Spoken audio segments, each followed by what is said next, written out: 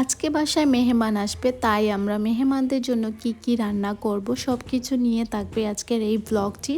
ঘুম থেকে উঠেই আজকে আমরা কাজে নেমে পড়লাম। হ্যালো এভরিওয়ান, আসসালামু আলাইকুম। কি অবস্থা সবার? আশা করছি আপনারা সবাই অনেক বেশি ভালো আছেন। আমিও আল্লাহর রহমতে ভালো আছি। তো ঘুম থেকে উঠে আমি একটি প্রপার নাস্তা করলাম। নাস্তা করে তারপর আমরা তাড়াহুড়ো করে চলে গেলাম আমার বোনের ছেলের প্রথম দিন আজকে স্কুলে। তো ওকে নিয়ে আমরা চলে গেলাম, আমি আর আমার বোন।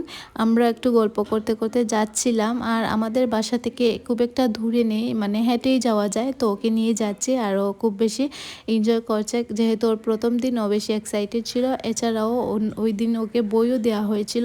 আর এটাই তো জানেন, বাচ্চারা যখন নতুন বই পায়, নতুন বইয়ের গ্রান সব মানে একটু অন্যরকম একটা ফিলিংস। আর আমাদেরও মনে হয়ে গিয়েছিল, আমাদের যখন আমি ক্লাস 4-5-এ ছিলাম, তো ওই টাইমে শীতের সময় বই দেওয়া হতো, সবসময় নানু বাড়ি থাকতাম। আর অনেক বেশি মানে মিস করছি এই দিনগুলোকে, যখন বই দেয়া হতো তো আমরা তাড়াহুড়ো করে আসতাম। আর এই তো ভালোই লাগছিল।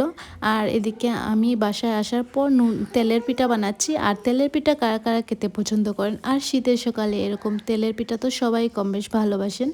তো আমার আম্মু গিয়েছিলেন বাজার করতে, বাজার করে নিয়ে এসেছিলেন মেহমানদের জন্য কিছু খাবার ছিল না, তো এগুলা মিলিয়ে মিলিয়ে আর কি রান্না করছি। আর ফ্রিজের মধ্যে আগে থেকেই গরুর মাংস মানে রেখেছিলেন, তো ওই গরুর মাংসটা বের করে রেখেছি। আর ব্রয়লার মুরগি আগের দিনই আমরা সব কিছু নিয়ে এসেছিলাম আর ফ্রিজে বক্সিং করে রেখেছিলাম, তো খুব ইজিলি যাতে রান্না করা যায়।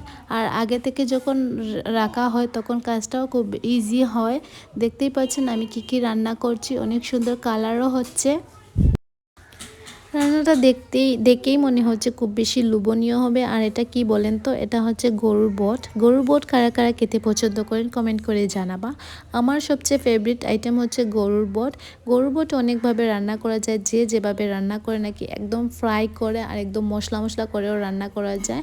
সবভাবে রান্না করলেই ওটা অনেক মজা হয় খেতে। আর অন্যদিকে আমার আপু বসিয়েছিল রুই মাছ দিয়ে আলু। রুই মাছ দিয়ে নতুন আলু, অনেক মজা খেতে। আর এই দেখতেই পাচ্ছেন আমার রান্নার ফাইনাল লুক অনেক সুন্দর হয়েছে। সবগুলো রান্নাই খুব বেশি মজা হয়েছে।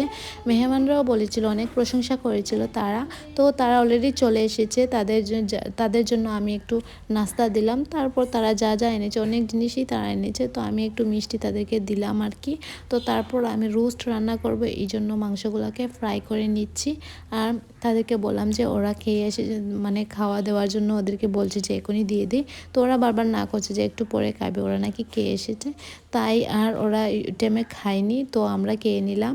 তারপর আমার আম্মু বলেছিলেন যে দেশি মুরগি রান্না করতে তাদের জন্য, তারা নাকি ব্রয়লার মুরগি খেতে পছন্দ করেন না, তো অনেকেই নাকি খান না। তো আমি একটু দেশি মুরগি রান্না করে নিলাম। আর বিকেলের দিকে ওদেরকে ছোলা বোনা দিয়েছিলাম। আমরা অনেক গল্প করছিলাম, অনেক ভালো লেগেছিল দিনটা। তো আজকের মতো এখানেই বিদায় নেবেন, ভালো থাকবেন সবাই, আল্লাহ হাফেজ।